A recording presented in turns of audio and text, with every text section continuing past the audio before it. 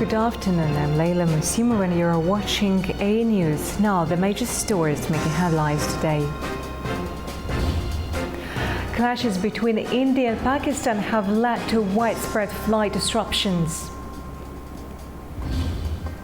The conclave to elect a new pope continues today in the Vatican, with voting set to proceed until a candidate secures a two-thirds majority. Direct talks between Turkey and Israel are scheduled to take place in Baku today, Israeli media reports.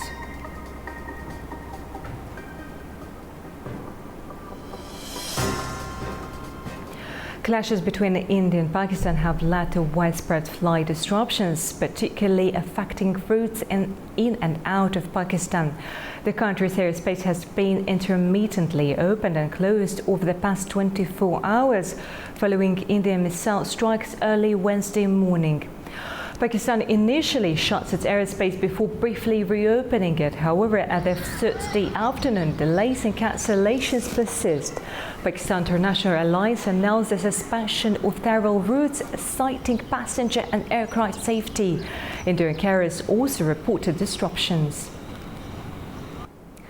Pakistan shut down 12 drones from India that violated the airspace the military set on Thursday, a day after Indian strikes on multiple targets in the country. India sent Israeli Arab drones to multiple locations, including the two largest cities of Karachi and Lahore, and their debris is being collected, Pakistan military spokesperson Ahmed Sharif Chaudhry said. Videos from Pakistani NGO Anti Foundation on Thursday showed locals and police gathering amid damaged houses and debris at the site where a drone was intercepted in a residential area near Karachi. No casualties have been reported so far, authorities said, as tensions escalate. As fears of a wider conflict grow, global leaders are urging post-nuclear armed nations to show restraint and return to dialogue. The operation, named Sindoor by India, sparked a sharp reaction from Islamabad and said it is now responding to what it called unprovoked aggression. The international response was swift, with world leaders expressing growing alarm over the escalating tensions. US President Donald Trump called the situation a shame, noting that the long-standing rivalry between India and Pakistan has once again reached a dangerous point. Well, my position is I get along with both. I know both very well, and I want to see them work it out. I want to see them stop. And hopefully they can stop now. They've gone tit for tat, so hopefully they can stop now. But I know both. We get along with both countries very well. Good relationships with both, and I want to see it stop. And if I can do anything to help, I will be there. Echoing the president's remarks, US Secretary of State Marco Rubio said he is monitoring the situation closely and reaffirmed Washington's commitment to engaging both sides in search of a peaceful resolution. The United Nations also voiced deep concern. The spokesperson for Secretary General Antonio Guterres, Stéphane Dujarric, described the Indian military operations as deeply troubling. He urged both countries to exercise maximum military restraint, warning that the world cannot afford a military confrontation between India and Pakistan. Japan's Chief Cabinet Secretary Yoshimasa Hayashi strongly condemned the initial terrorist attack in Kashmir and expressed concern that this situation may lead to further retaliatory exchanges and escalate into a full-scale military conflict. He urged both countries to stabilize the situation through dialogue. The United Arab Emirates also called for de-escalation. Foreign Minister Sheikh Abdullah bin Zayed said, "We must avoid further escalation that could threaten regional and international peace," emphasizing the need for diplomacy as the only path forward. Now joining us, Shiraz Mahmoud Khan, research scholar from Western Caspian University, Baku, Azerbaijan. Good afternoon, Mr. Han. Thank you very much. Mr. Han, will common sense and geopolitical restraint prevail over the spectre of nuclear mayhem? I'm sorry, I could not hear you. It's okay. So, will common sense and geopolitical restraint prevail over the spectre of nuclear mayhem? Yeah. Okay. So as we all know that both of the countries they are nuclear powers. It will be very it will be very childish if anybody thinks that nuclear power countries can go nuclear in any way, because the nuclear does not have only implications on both of the countries, not only the region but the whole world. So thinking about nuclear is insane at the moment. Right now, what the situation is in Pakistan is that 24 drones have been shot down by the Pakistan military since yesterday. They came to the very strategic places in Lahore, in Karachi, and in Rawalpindi now. Rawalpindi is the hub of general headquarters, and it's the hub of military in Pakistan. One of them was shot down near the Rawalpindi cantonment, which is a hub of military, and all the military high personnel and high installations are there. Walton Road, which is again strategically very important for Pakistan, and it is again a cantonment of Lahore. That was shot down, and so on and so forth. So what is India doing right now is India is quite infamous in terms of as Pakistan shot down its five aircrafts and one drone last day. So India is trying to come again and get some popularity among their people. And U.S. President Donald Trump has offered to mediate. What are the limits of American influence in this context? Well, U.S. President obviously offered to mediate in the conflict, and obviously they have their own implications, because no sane country wants any kind of instability in this region. Mm-hmm. Especially when you think about the two nuclear powers. It's not some normal countries. Both are both are the nuclear powers. Both have very strong, militaries, and no power in the region can afford, because U.S. obviously has a lot of stakes in this region, in South Asia, in Central Asia, and beyond, and in Europe. So the implications of this war, as I said yesterday, can go beyond the borders. So no sane power would like this war to go further and to be ignited. Thank you, Mr. Han, for your time. My pleasure always. South Korea's military says North Korea fired multiple short-range missiles off its east coast earlier today. The launches came from the city of Wonsan, are now under close scrutiny. Seoul is working with the United States and Japan to analyze the details. North Korea's missile activities violate UN Security Council resolutions, but Pyongyang has continued developing its weapons programs despite international sanctions. A Russian-declared three-day ceasefire has come into effect over Ukraine, bringing a rare calm to the skies above major cities. But on the ground, fighting appears so far from over. As Moscow marks the 80th anniversary of the end of the World War II with the grand celebrations, Ukraine remains skeptical of Russia's intentions. The Kremlin's unilateral three-day ceasefire took effect at midnight Moscow time on Thursday. It coincides with Victory Day commemorations in Russia.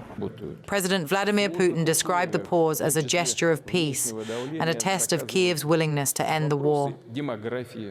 Russia declared the temporary truce to mark the 80th anniversary of Nazi Germany's defeat in World War II. In the hours following the ceasefire, skies over Ukraine remained mostly quiet. Ukraine's Air Force reported no Russian missile or drone activity.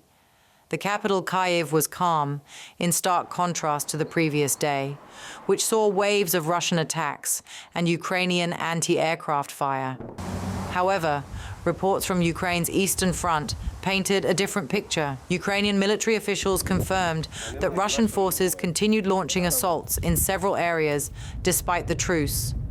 The Air Force also reported guided aerial bombs striking the northern Sumy region overnight. Ukraine's general staff recorded nearly 200 combat clashes across the front line in the past 24 hours. No damage or casualties were reported. Ukraine has rejected the Kremlin's ceasefire, calling it a political ploy. President Volodymyr Zelensky instead reiterated support for a longer, US-backed 30-day ceasefire. It is absolutely fair that the Russian sky, the sky of the aggressor, is also uneasy today, in a mirror-like way. Ukraine's proposal to cease strikes and establish at least a 30-day ceasefire remains in force.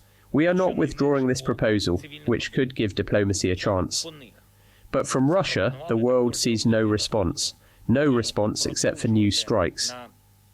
This clearly and obviously demonstrates to everyone who the source of the war is.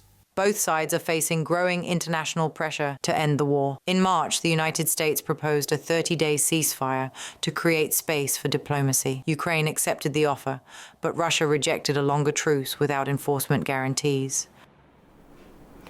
Polish Prime Minister Donald Tusk welcomed German Chancellor Friedrich Merz to Warsaw on Wednesday, heralding what he called a new opening in bilateral relations between Poland and Germany. Polish Prime Minister Donald Tusk and German Chancellor Friedrich Merz highlighted the need to enhance cooperation on European security, migration and defence during Merz's first official visit to Poland as Chancellor.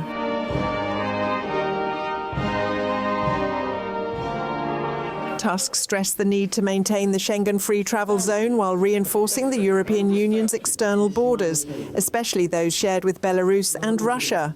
He added that the migration issue remains a politically sensitive and emotionally charged topic across the continent. I know that I will find in you a partner who understands well that protecting the border with Belarus and Russia, and therefore Poland's border with these countries, is a common task and a common responsibility for the whole of Europe, and therefore also for Germany. I am very pleased that we are looking for solutions together, for symmetrical European solutions. Our concern is, and should be, to maintain Schengen, and I understand the need for reinforced control, but this reinforced control should be dedicated primarily to the external borders of the European Union. Merz echoed Tusk's call for stronger border protection. We will work together to improve European rules, and I also know from the German perspective about the responsibility of protecting Europe's external borders, which we as Germans do not have. But of course, these are also our common European external borders, and we do not leave the protection of these external European borders solely to countries such as Poland, which have these external European borders. We see it as our duty to better protect these external European borders with German support and assistance than we have managed to do in the past. And in this respect, I think we will find good solutions here. The goal is a common goal, namely to drastically reduce irregular migration. And we are working on this together, and all together, in a good European spirit. Both leaders said that Poland and Germany are united in their support on Ukraine.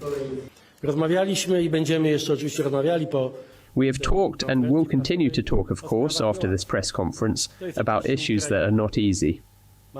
This is, of course, Ukraine. We have identical views. We will support Ukraine in its struggle for independence and territorial integrity, as we have done so far. And I know that I will have a determined and resolute partner here in you. Merz pledged Germany's support for Poland in securing the EU's eastern border and said he was confident this visit marked the start of stronger, more cooperative ties between the two countries. A major development could be on the way for UK-US trade relations. Downing Street says Prime Minister Keir Starmer will announce a deal with the United States on tariffs later today. A spokesperson said the Prime Minister's priority remains a national interest, supporting workers, businesses and families. The UK has been pushing for an agreement ever since President Donald Trump imposed sweeping tariffs last month. Trump hinted at the breakthrough in the social media post promising a major trade deal with a highly respected country. Our militaries will meet on Thursday this week. Roman Catholic Cardinals have entered the second day of the papal conclave to elect a new head of the Church. In a tradition dating back to the medieval time, the Cardinals filed into the Vatican's fresco Sistine Chapel on Wednesday following a public mass in St. Peter's Basilica. The first ballot ended without a decision. From the second day onwards, the Cardinals can hold up to 4 votes per day. The electors cast paper ballots and voting continues until one candidate receives a 2/3 majority, or 89 votes. Black smoke rising from the chapel chimney signals an inconclusive vote, while white smoke, accompanied by the ringing of bells, will indicate that 1.4 billion member church has a new pope.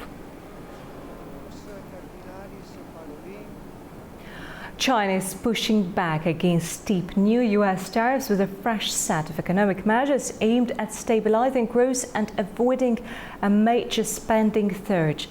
As trade talks loom, Beijing is treading carefully. Mahnur Makhdoom has the latest.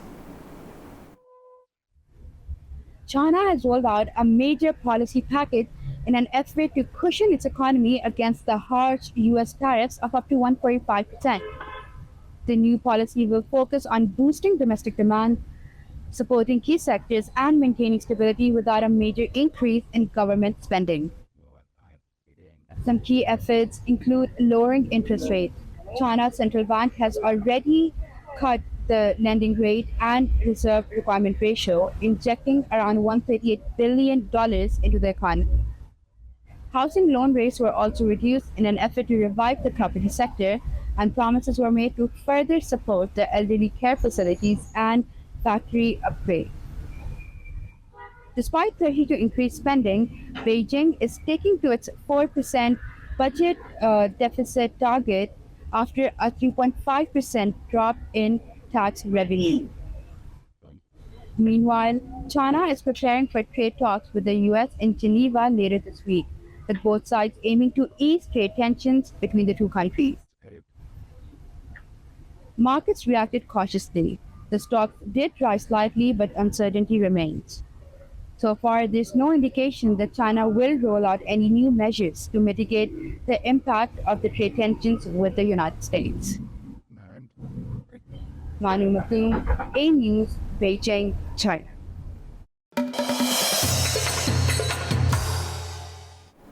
This is regional news now. The chairman of the People's Council of Turkmanistan, Gurbanguly Berdimuhamedov, paid an official visit to France. The purpose of the trip was to strengthen cooperation between the two countries in politics, economics and culture. Our correspondent Fariza Kalimurzana has more details. A key moment of the visit was the meeting between the chairman of the People's Council of Turkmenistan, Gurbanguly Berdimuhamedov, and French President Emmanuel Macron. The negotiations took place at the Élysée Palace and culminated in the signing of several partnership development agreements. The main areas of focus are digital technologies, space exploration, the agricultural sector, water resources, and the gas industry. One of the most significant outcomes was an agreement to establish a space for the supply of a second telecommunications satellite to Turkmenistan. Discussions also resolved around energy cooperation. However, this topic was not directly reflected in the final documents. However, its importance cannot be overstated. Turkmenistan possesses one of the largest natural gas reserves in the world, making it particularly attractive to Europe, which is actively seeking alternatives to Russian energy supplies. Against this backdrop, the European Union's investment plan for Central Asia is especially relevant, 12 billion euros under the Global Gateway Initiative. These investments align with Ashgabat's policy of expanding exports to the West and reducing its dependence on China. However, the logistics of Turkmen gas supplies to Europe remain a challenging issue due to the country's geographical location bordered by Iran and Afghanistan. The visit itself was a significant event as Turkmenistan almost never engaged in direct contact with Western leaders. Berdimuhamedov's last visit to France was in 2010 during the presence of Nicolas Sarkozy, and in 2016 he met with Angela Merkel in Berlin. Turkmenistan's neutral status continues to form the foundation of its foreign policy, and this visit reinforces that position. Fariza Kalimurzina, A News, in Almaty, Kazakhstan. According to Israel's Channel 11, direct talks between Turkey and Israel are scheduled to take place in Baku on 8 May. The decisions are expected to focus on regional security issues, particularly in the context of the situation in Syria, where the interests of both countries often intersect. Reports indicate that Israel will push for the demilitarization of areas near the Syrian border and exclusion of any strategic weapons deployments that could threaten its security.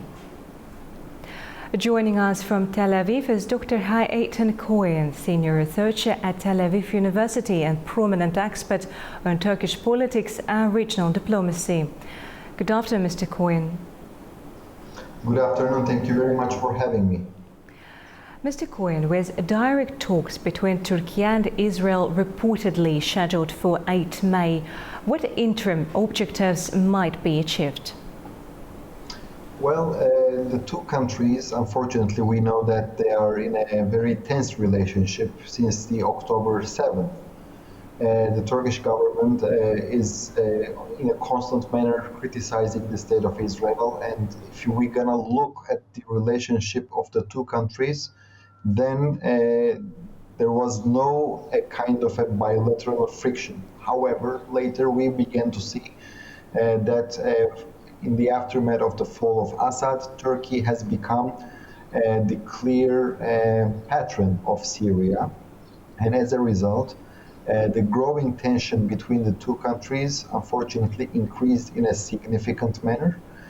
In Israel and also in Turkey, both countries, in a very unfortunate manner, they declared each other as a national security threat.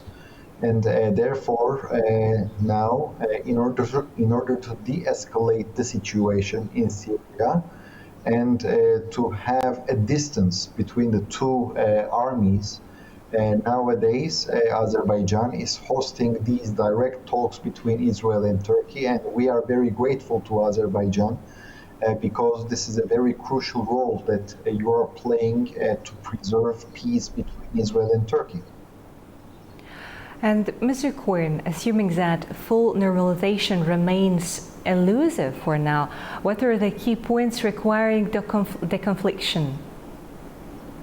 Well, from Israeli perspective, Jerusalem doesn't want to see any kind of Turkish bases in the center of Syria. Mm-hmm. We already have witnessed that,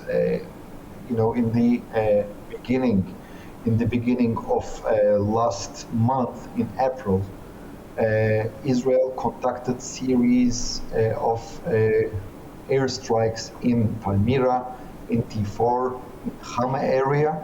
It was a pretty clear message that we do not want to see any kind of foreign military inside Syria, because in the past Israel experienced a very security challenge, a very important security challenge that was coming from Iran.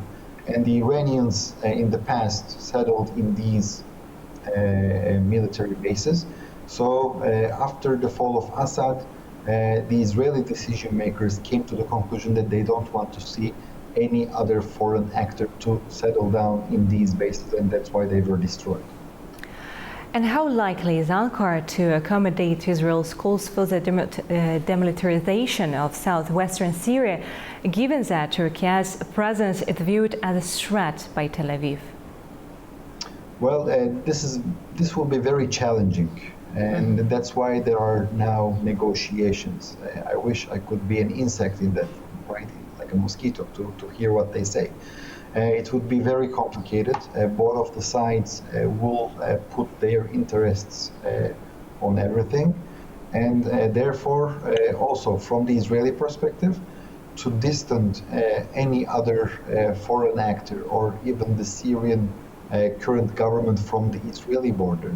Nowadays, we all witness that Israel is supporting the Syrians' Jews community. I also would like to highlight that the Jews people are very important for us because in our society, in Israeli society, these people are contributing to the state of Israel with their taxes, with their military services. They are very important for us, and we cannot sit and pretend like nothing is happening on the other side of the border. We have to defend these people from being killed by this jihadi regime. And therefore, Israel is using this Druze card, and it's also good for the Druze people, but it is also essential for the security of the state of Israel. I did not say that it will be easy, but let me be very frank with you, nothing will be the same as it was before October the 7th. October the 7th changed everything in Israel, and now we are adjusting our security policy accordingly. Thank you, Mr. Han, for your insightful answers. Thank you for having me. President of Azerbaijan Ilham Aliyev will not attend Moscow's 9th May Victory Day parade, as confirmed by Russian presidential aide Yuri Ushakov. Several factors are believed to have influenced this decision. Relations have been strained due to Russia's lack of cooperation in the investigation of the downing of an Azerbaijani plane in December 2024, which led to the death of 38 people. A cyber attack on Azerbaijani media, allegedly originating from Russia, had further complicated ties. Additionally, a recent diplomatic incident where an Azerbaijani MP was denied entry to Russia despite an invitation has added to the tensions. Turkey and the United Kingdom are preparing to take a major step in strengthening their economic partnership. The first round of negotiations to modernize the free trade agreement between the two countries is set to begin in July. Turkey and the United Kingdom will begin the first round of negotiations to modernize their existing free trade agreement in July, following a high-level meeting in London between Turkey's Trade Minister Ömer Bolat and the UK's Secretary of State for Business and Trade Jonathan Reynolds. Minister Bolat described the talks as productive and confirmed that Turkey has extended an official invitation to Secretary Reynolds for a future visit. During the visit, 2 new agreements were signed, marking further progress in bilateral trade relations. The existing FTA signed in late 2020 mainly covers industrial goods. However, the newly signed supplementary agreements aim to eliminate technical barriers to trade, particularly in key sectors such as automotive and chemicals.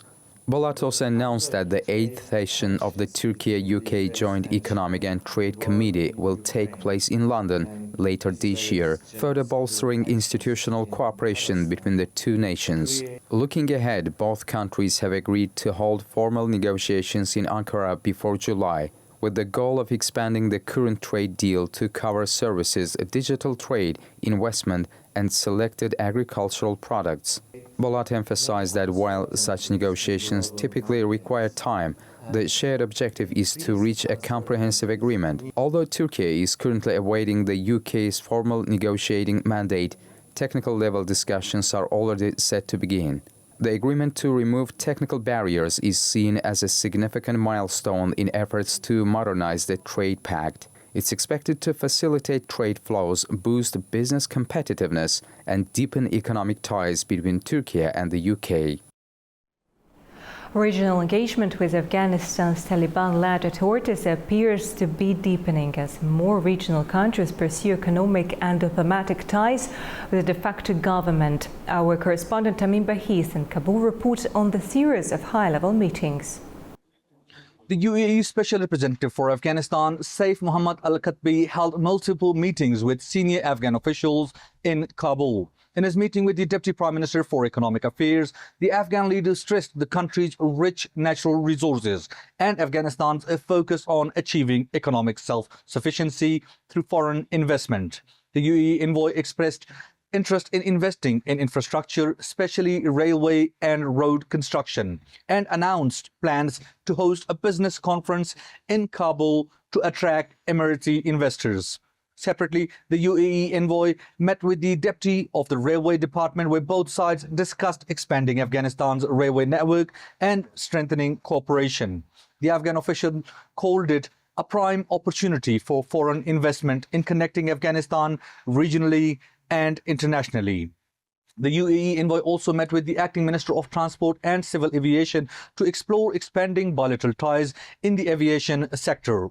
Meanwhile, other countries are also stepping up engagement. Iran's acting ambassador met with the acting Minister of Mines and Petroleum to discuss economic cooperation and Iranian investment in Afghan mining.